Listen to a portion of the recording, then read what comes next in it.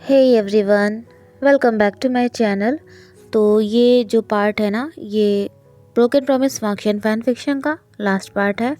तो मुझे उम्मीद है कि अभी तक आपको ये फैन फिक्शन अच्छा लगा होगा। तो चलिए इसके लास्ट पार्ट को शुरू करते हैं। पिछली रात में जो कुछ भी हुआ था उसकी वजह से वांग जी और विंग में बहुत ज़्यादा बहस भी होती है। वांग जी विंग से बहुत नाराज़ था, लेकिन विंग उसे किस तरह से मना ही लेता है और विंग को अपनी गलती का एहसास होता है कि और वो वांग जी से कहता है कि वो फिर कभी ऐसा कुछ भी नहीं करेगा। अगली सुबह विंग और वांग जी बेड पर लेटे हुए थे और एक दूसरे की बाहों में थे। अचानक से विंग की नींद खुल गई। वो उठने लगा क्योंकि सुबह हो चुकी थी, लेकिन उसे नहीं पता था कि वांग जी को ये पता चल जाता है। जैसे ही विंग बेड से उठने लगा, वांग जी ने उसे उसकी कमर से पकड़ लिया और विंग को अपने करीब खींचते हुए कहा, विंग कहाँ जा रहे हो? मैंने कहा ना कि मुझसे तुम कहीं दूर नहीं जाओगे। विंग की बॉडी में पेन हो रहा था क्योंकि लास्ट नाइट उसके लिए रफ और प्यार भरी थी।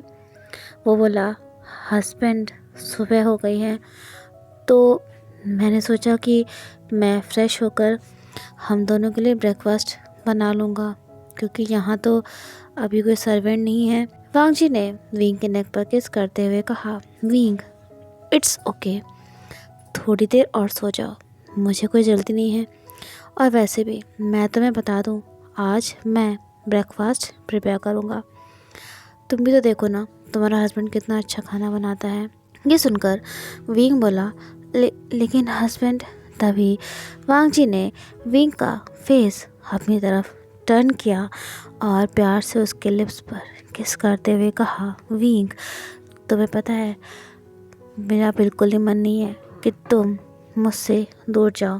पिछली रात का मुझे कुछ भी नहीं भूलना है, प्लीज़ कुछ देर और मेरे पास आओ ना। विंग ने वांग जी के लिप्स पर किस बैक किया और कहा, हस्बैंड कल जो कुछ भी हुआ है उसके लिए I am really sorry. Husband मैं दिल से सॉरी बोल रहा हूँ आपको, और जो कुछ भी हुआ उसके लिए मैं क्या करूँ समझ नहीं आ रहा है।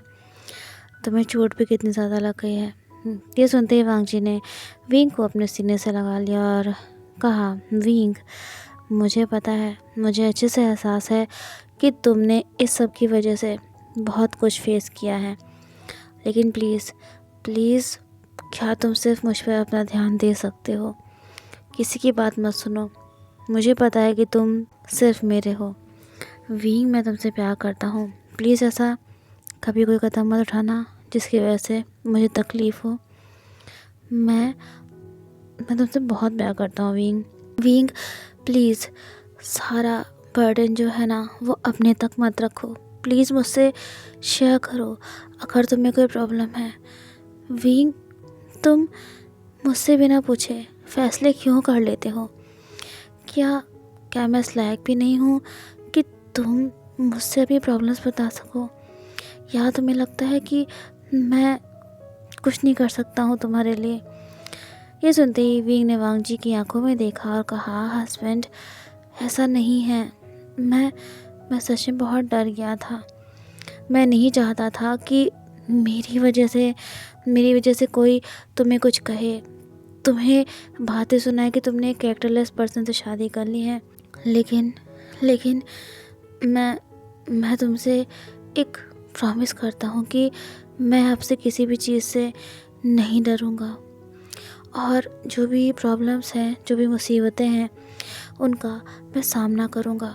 मैं अब किसी भी चीज़ से नहीं भागना चाहता हूँ। हर प्रॉब्लम का सामना करने के लिए तैयार हूँ क्योंकि वांग जी तुम मेरे साथ हो। तभी उसने वांग जी की चोट पर हल्के से हाथ फेरा और कहा, हस्बैंड तुम्हें इसमें बहुत पेन हो रहा होगा ना? ये सुनकर वांग जी ने ना अपना सिर ना में हिलाया और कहा, विंग तुम्हें पता है, तुम्हें खोने का जो डर और तकलीफ़ है जो हर पल मुझे एक डर सा बना रहता है, उसके सामने ये चोट कुछ भी नहीं है। ये तो कुछ दिन में अपने आप ठीक हो जाएगी। Wing I love you, please कहीं मैं छोड़ के जाने के बारे में सोचना भी मत। विंग के फेस पर एक हल्की सी स्माइल आ गई थी। वो बोला, हस्बैंड तुम भी ना, तुम भी मुझसे प्रॉमिस करो कि तुम कभी अपनी जान ऐसे खतरे में नहीं डालोगे। तो वांग जी बोला, विंग हाँ, मैं तुमसे प्रॉमिस करता हूँ, लेकिन ये प्रॉमिस उस दिन टूट जाएगा जिस दिन तुमने मुझसे दूर जाने की कोशिश करी। वो और वांग जी बेड पर लेटे रहे थे। कुछ देर बाद वांग जी बेड पर से उठा और उसने अपने और विंग के लिए ब्रेकफास्ट बनाया। ब्रेकफास्ट करने के बाद वांग जी बोला, विंग रेडी हो जाओ। ये सुनकर विंग चौंक गया और बोला, हस्बैंड क्या हम कहीं जा रहे हैं?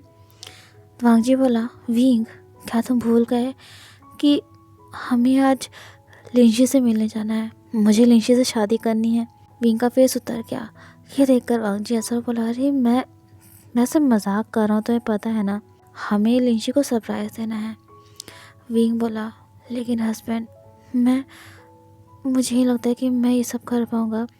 तो ये वांग जी ने उसका फेस अपनी तरफ क्या कहा, विंग मैं हूँ ना, मेरे रहते लिंशी तुम्हें कोई नुकसान नहीं पहुँचा सकती है, ये मेरा तुमसे वादा है। इधर लिंशी आज बहुत खुश थी।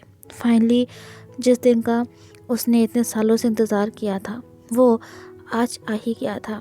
वांग जी उससे शादी जो करने वाला था, आज वो बिल्कुल एक ब्राइड की तरह तैयार हुई थी। और वो इतना ज़्यादा खुश थी ना कि वो टाइम से पहले ही कोर्ट में पहुंच गई थी, पर वांग जी अभी तक नहीं आया था। ये देखकर उसने वांग जी को कॉल करी। वांग जी तो कार ड्राइव कर रहा था और विंग उसके साथ फ्रंट सीट पर ना बैठा हुआ था। विंग बोला, हस्बैंड लिंशी की कॉल आ रही है। ये सुनकर वांग जी मुस्कुराया और बोला, विंग तो क्या हुआ, कॉल को उठाओ और कॉल स्पीकर पर करो। विंग बोला, लेकिन हस्बैंड उसे पता चल जाएगा कि मैं तुम्हारे साथ हूँ। तो वांग जी बोला, विंग तो यही तो मैं चाहता हूँ कि उसे पता चल जाए। विंग ने फ़ोन को स्पीकर पर कर दिया। लिंशी बोली, लान वांग जी तुम कहाँ हो? तुम अभी तक यहाँ आए क्यों नहीं? क्या तुम अपना वादा भूल गए हो? ये सुनकर वांग जी बोला, लिंशी तुम अच्छे से जानती हो ना कि मैं अपना वादा कभी नहीं भूलता हूँ। और वैसे एक बात बताऊँ, तुम्हारे लिए बहुत बड़ा सरप्राइज़ है। ये सुनकर लिंशी बोली, सरप्राइज़ मतलब? वांग जी ने एक पल के लिए विंग की तरफ देखा और कहा, हाँ एक सरप्राइज़, एक ऐसा सरप्राइज़ जो लिंशी तुम कभी नहीं भूलोगी और तुम्हें वो सरप्राइज़ मेरी याद हमेशा दिलाता रहेगा। लिंशी तो खुशी के मारे पागल सी हो गई थी। वो बोली, वांग जी प्लीज़ जल्दी आ जाओ ना, मुझसे अब इंतज़ार नहीं हो रहा है। तो वांग जी बोला, डोंट वरी, मैं बस ना पहुंच ही गया हूँ। कुछ देर बाद वो और विंग कोर्ट पहुंच गए। विंग बहुत नर्वस था। वो बोला, हस्बैंड मेरी ना हिम्मत नहीं हो रही है अंदर जाने की। तभी वांग जी ने विंग को उसके नेक के अराउंड पकड़ा, कहा, विंग तुम मेरे हो और मैं तुम्हारा हूँ और अब हमें कभी कोई भी अलग नहीं कर सकता है। लिंशी को भी तो पता चलना चाहिए ना कि हम हमेशा के लिए एक दूसरे के हो चुके हैं। वांग जी के बहुत समझाने पर विंग उसके साथ अंदर जाने के लिए तैयार हो जाता है। लिंशी लॉयर के सामने एक चेयर पर बैठी हुई थी और काफ़ी खुश नज़र आ रही थी। तभी वांग जी ने उसे आवाज़ लगाई, लिंशी। ये आवाज़ सुनते ही तो लिंशी मानो खुशी के मारे 7वें आसमान पर पहुंच गई थी। पर उसकी ये खुशी ज़्यादा देर तक नहीं रही। जैसे ही वो पीछे मुड़ी, ऐसा लगा किसी ने उसे आसमान से ज़मीन पर पुश कर दिया हो। लिंशी की आंखों के सामने वांग जी और विंग खड़े हुए थे और एक दूसरे के हाथ को पकड़े हुए थे। लिंशी अपनी जगह पर से उठी और बोली, लान वांग जी ये सब क्या है?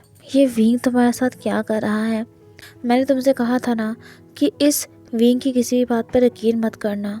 ये विंग छोटा है। तभी वांग जी लिंशी पर चिल्लाया, बोला, लिंशी बंद करो अपना नाटक। तुम्हें क्या लगता है कि मुझे नहीं पता कि जो कुछ भी हुआ उसमें किसका हाथ था? मुझे विंग ने सब कुछ सच सच बता दिया है कि कैसे तुमने उसे ब्लैकमेल किया था और उसकी वजह से उसकी वजह से मैं और विंग कितने साल के लिए एक दूसरे से अलग हो गए। ऋषि का फेस बिल्कुल रोने वाला हो गया था। वो बोली, वांग जी, ये सब इस विंग की चाल है। मैं तुम्हें सब सच बता सकती हूँ। और वांग जी, ये विंग ना कैरेक्टरलेस है, क्या तुम भूल गए? तभी वांग जी बोला, ऋषि जस्ट शट अप, मुझे सब सच पता चल चुका है। वो दोनों बॉयज़ जो उस दिन विंग के साथ उस रूम में थे ना, उन्होंने मुझे सब सच सच बता दिया है कि कैसे तुमने उन्हें पैसे का लालच दिया था और उनसे कहा था कि इलीगल तरीके से वो विंग का वीडियो बना लें और उसे वायरल कर दें। विंग के हाथ कांप रहे थे। तभी वांग जी ने उसका हाथ पकड़ लिया और विंग की आंखों में देखते हुए कहा, लिंशी, तुमसे मैंने झूठ बोला था कि मैं तुमसे शादी करूँगा, क्योंकि मैं ऑलरेडी विंग से शादी कर चुका हूँ। ये सरप्राइज़ था जो अब तक मैंने तुम्हारे संभाल कर रखा था। ये सुनते तो लिंशी गुस्से से पागल हो गई थी। वो चिल्लाई और बोली, वे वुशियन, मैं तुम्हें छोड़ूंगी नहीं। तुम्हारी वजह से मेरे इतने सालों की मेहनत पर पानी फिर गया। वो विंग को स्लैप करने वाली थी, तभी वांग जी ने उसका हाथ पकड़ लिया और उसे ट्विस्ट करते हुए कहा, लिंशी, ये गलती मत करना। मेरे सामने तुम विंग को छूने की भी कोशिश मत करना। तभी वांग जी बोला, पुलिस ऑफिसर, अब आप आ सकते हो। लिंशी और विंग दोनों ही चौंक गए। लिंशी बोली, लान वांग जी, ये क्या है? ये पुलिस यहाँ क्यों आई है? तभी वांग जी हंसा बोला, लिंशी, क्योंकि तुम जो जगह डिज़र्व करती हो ना, अब तुम्हें वहीं जाना है। सारे प्रूफ तुम्हारे खिलाफ है। उन दोनों लड़कों ने भी पुलिस के सामने तुम्हारा नाम कबूल कर लिया है। तभी एक लेडीज़ पुलिस ऑफिसर आई और लिंशी के हाथों में हैंडकफ्स पहनाते हुए कहा, miss Linshi, you are under arrest. Linshi shocked हो गई थी। सच में वांग जी का सरप्राइज़ वो अपनी होल लाइफ में कभी भी नहीं भूल पाएगी। विंग की आंखें भर रही थी। तभी वांग जी ने उसे अपने गले से लगा लिया और कहा, विंग, आज के बाद अगर कभी तुम्हारी आंखों में आंसू आएंगे ना, तो वो बस खुशी की होंगी। और हाँ, अभी हमें तुम्हारी फैमिली से भी तो मिलने जाना है।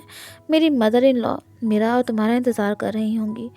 और फिर मैं ग्रैंड पार्टी अरेंज करूँगा और मैं सब लोगों को, पूरी दुनिया को बताऊँगा कि विंग मेरा लाइफ पार्टनर है। ये सुनते ही विंग ने किसी की फिक्र नहीं करी और उसने कहा, वांग जी, आई लव यू। और उसने फिर वांग जी की लिप्स पर किस कर लिया। फाइनली उन दोनों की लाइफ से लिंशी नाम की मुसीबत हमेशा के लिए जा चुकी थी। विंग की फैमिली बहुत खुश थी कि विंग ने वांग जी से मैरिज करी थी। सब कुछ बहुत अच्छा चल रहा था। और उस दिन तो वांग जी की खुशी का ठिकाना नहीं रहा जब उसे पता चला कि विंग 3 वीक्स प्रेग्नेंट है, वो भी ट्विन बेबीज़ के साथ। मिस्टर लैन को और लान कुरेन को अब अपनी गलती का एहसास होने लगा था। मिसेस लैन बोली, हस्बैंड, मैं और शिशन आज वांग जी की कंपनी की ओपनिंग सेरेमनी में जा रहे हैं और शायद आपको तो पता ही होगा कि विंग प्रेग्नेंट है। क्या आप चलेंगे हमारे साथ? मिस्टर लैन इमोशनल हो गए, बोले, लैन फुरेन, मैं कैसे वांग जी से बात करूँगा? मैंने लिंशी को कितना अच्छा समझा था, पर वो ऐसे निकलेगी, मुझे कभी नहीं पता था। मैंने वांग जी और विंग को न जाने क्या क्या कह दिया। वांग जी तो मेरा फेस भी नहीं देखना चाहता। तभी मिसेस लैन बोली, हस्बैंड, ऐसा नहीं है। वांग जी आज भी आपकी क्या करता है, वो आज भी आपकी रिस्पेक्ट करता है। उसने मुझसे स्पेशली कहा था आपको लाने के लिए, पर आप तो। ये सुनते ही मिसेस लैंगी को आंखों में खुशी के आंसू आ गए। वो बोले, सच में वांग जी ने मुझे आने के लिए बोला है। तो मिसेस लैन बोली, हाँ, आपको और अपने अंकल लानकुरैन को भी। प्लीज़ हस्बैंड, सारी बीती बातें भूल कर प्लीज़ विंग और वांग जी को दिल से एक्सेप्ट कर लीजिए। मिस्टर लैन ने पहली बार अपनी ईगो की जगह अपने इमोशंस को वैल्यू दी थी। वो वांग जी की कंपनी के इनॉग्रेशन में जाते हैं। सब कुछ फाइनली ठीक हो चुका था जैसा कि होना चाहिए था और सब बहुत खुश थे। वांग जी की कंपनी कंट्री के टॉप मोस्ट कंपनी बन चुकी थी और अब उसके साथ उसका विंग और उसके 2 ट्विन बेबीज लान ई और लान वे थे। वांग जी अब लान मैंशन में अपने पेरेंट्स से मिलने तो जाया करता था, पर वो विंग के साथ अपने न्यू मैंशन में ही रहता था। एक रात जब उनके बेबी सो रहे थे, तब वांग जी ने विंग को टीज करते हुए कहा, माय डियर वाइफ, हमारे बेबी सो गए हैं, तो क्यों ना हम न्यू बेबी बना लें। ये सुनते ही विंग का फेस रेड हो गया। वो बोला, हस्बैंड, तुम सच में ना, तुम कैसी बातें कर रहे हो? अभी लानवे और लानी इतने छोटे हैं और पता नहीं तुम्हें क्या हो गया है, तुम ऐसी बातें क्यों कर रहे हो। लेकिन वांग जी रोमांटिक मोड में था। उसने विंग को धीरे से अपनी बाहों में उठाया और उसे सोफा पर ले जाते हुए कहा, विंग मुझे तुमसे प्यार करना है, बस करना है तो करना है। विंग बोला, लेकिन लेकिन अगर अगर मैं फिर से प्रेग्नेंट हो गया तो। ये सुनकर वांग जी बोला, तो अच्छी बात है ना विंग, लानवे और लानी को अपना एक ब्रदर या सिस्टर मिल जाएगी। विंग कुछ कहता उससे पहले ही वांग जी उसे प्यार करना शुरू कर देता है और उसकी बात सच हुई। 4 वीक्स बाद विंग को पता चलता है कि वो फिर से प्रेग्नेंट हो चुका था। 9 मंथ्स के बाद विंग ने एक प्यारी सी नन्ही सी बेटी को जन्म दिया था। वांग जी का सपना पूरा हो गया था अपनी 5 मेंबर्स की फैमिली बनाने का। उसकी और विंग की लाइफ में बहुत मुश्किलें आई थी, बहुत मुसीबतें आई थी, पर अगर प्यार सच्चा हो ना और इंसान उसे निभाना चाहता हो तो वो हर तरह से उसे निभाता ही है। और वांग जी ने विंग को अपना के उससे शादी करके दुनिया को, अपनी फैमिली को और खुद विंग को भी ये बात साबित करी थी। सो फ्रेंड्स, इसी के साथ ये FF ब्रोकन प्रॉमिस यहीं पर एंड होता है। आई होप आपको पसंद आया होगा। अच्छा लगा हो तो वीडियो को लाइक करिएगा, चैनल को सब्सक्राइब करिएगा और अपने दोस्तों के साथ शेयर ज़रूर करिएगा। मिलते हैं नेक्स्ट वीडियो में। Till then take care and have a nice everyone. अपना ख्याल रखिए सब लोग अच्छे से।